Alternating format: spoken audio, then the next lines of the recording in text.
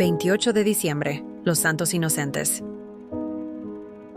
Herodes, llamado el Grande, gobernaba al pueblo judío, dominado por Roma, por la época en que nació nuestro Señor Jesucristo.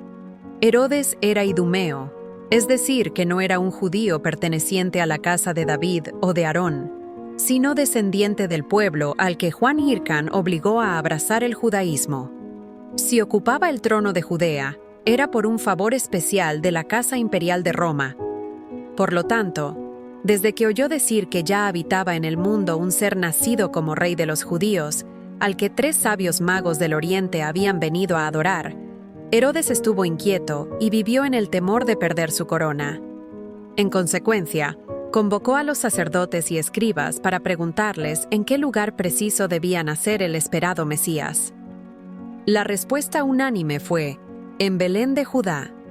Más atemorizado que nunca, realizó toda clase de diligencias para encontrar a los magos que habían venido de Oriente en busca del rey, para rendirle homenaje. Una vez que encontró a los magos, los interrogó secretamente sobre sus conocimientos, los motivos de su viaje, sus esperanzas, hasta que, por fin, les recomendó que fuesen a Belén y los despidió con estas palabras: «Id a descubrir todo lo que haya de cierto sobre ese niño. Cuando sepáis dónde está, venid a decírmelo, a fin de que yo también pueda ir a adorarle». Pero los magos recibieron en sueños la advertencia de no informar a Herodes, de suerte que, tras haber adorado al niño Jesús, hicieron un rodeo para regresar a Oriente por otro camino. Al mismo tiempo, Dios, por medio de uno de sus ángeles, mandó a José que tomase a su esposa María y al niño, y que huyese con ellos a Egipto, porque sucederá que Herodes buscará al niño para destruirlo.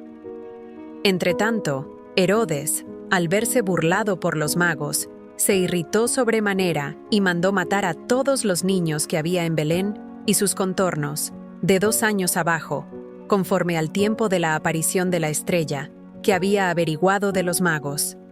Entonces se cumplió lo que predijo el profeta Jeremías cuando anunciaba: «En Ramá se oyeron las voces, muchos lamentos y alaridos». Es Raquel que llora a sus hijos, sin hallar consuelo, porque ya no existen. Mateo 2:18.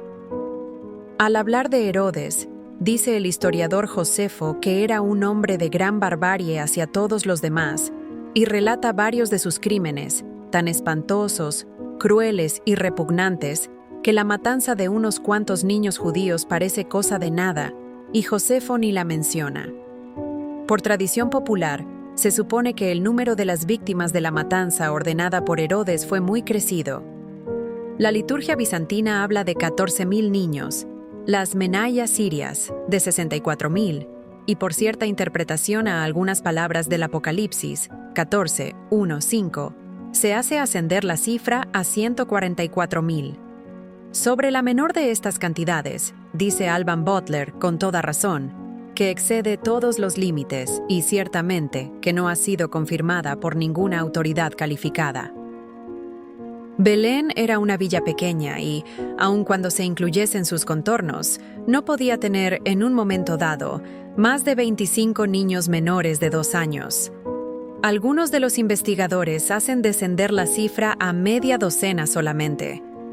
Hay una historia muy conocida que escribió Macrobio, cronista hereje del siglo V, donde se afirma que, al enterarse el emperador Augusto de que entre los niños menores de 2 años que Herodes había mandado matar se encontraba el propio hijo del rey, hizo este comentario: «Valdría más ser el cerdo, Us, de Herodes, que su hijo, Huíos», con lo que hacía una irónica referencia a la ley judía de no comer carne de cerdo y, en consecuencia, de no matar a los cerdos.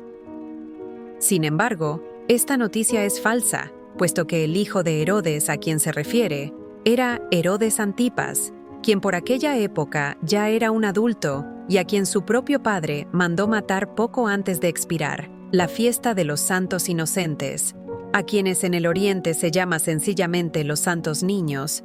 Se ha observado en la Iglesia desde el siglo V. La Iglesia los venera como mártires que no solo murieron por Cristo, sino en lugar de Cristo. Flores martyrum, los llama la Iglesia, mientras que San Agustín habla de ellos como de capullos destrozados por la tormenta de la persecución en el momento en que se abrían. Sin embargo, en la liturgia no se los trata como a mártires. El color de las vestiduras sacerdotales para la misa de los santos inocentes es el púrpura, y no se canta el Gloria ni el Aleluya. Pero en la octava y cuando la fiesta cae en domingo, se usan vestiduras rojas y se cantan, como de costumbre, el Gloria y el Aleluya. Antiguamente, en Inglaterra, se llamaba a esta fiesta Childermas, y San Beda compuso un extenso himno en honor de los inocentes.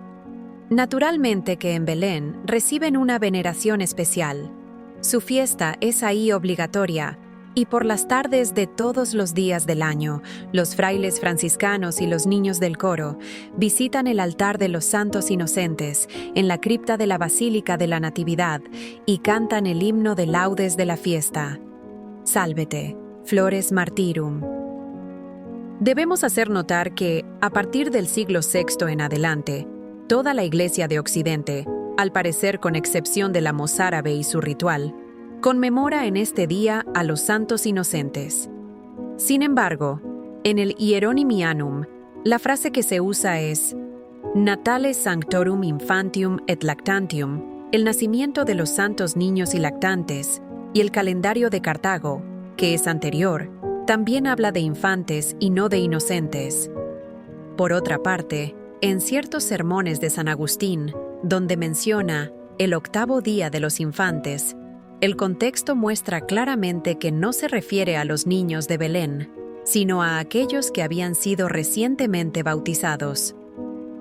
Herodes toma hoy la figura de casi todos los gobiernos del mundo, que han legislado para seguir matando inocentes en el vientre mismo de sus madres, de una forma más brutal y más terrible, porque el sufrimiento de esos inocentes se disfraza de derecho, de legalidad, de progreso, que llega a adormecer la conciencia de una madre para que ésta consienta destrozar a su hijo en su propio vientre. Millones de niños han sido asesinados de este modo. Esta fiesta debe animarnos a no callar y a seguir denunciando el aborto como el más atroz de los asesinatos. En este día, ya en muchos lugares se reza especialmente por aquellos inocentes que han sido abortados.